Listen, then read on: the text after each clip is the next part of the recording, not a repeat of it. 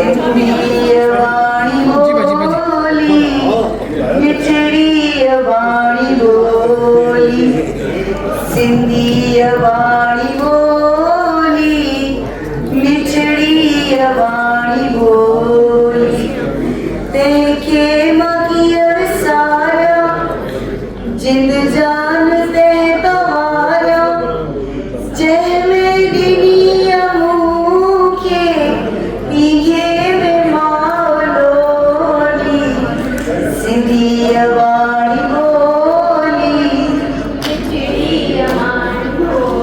सो हमारा मुल्क सलामत रहे, हमारा मुल्क सलामत रहे, व्हाट्सएप सलामत रहे। इसीलिए ये मोहब्बत है कि हम भी इज्जत करते हैं और चले आते हैं। Thank you.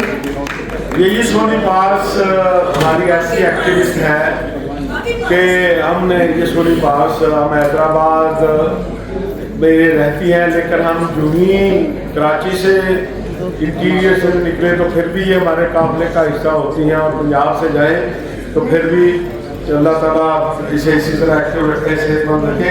तो अब हमारे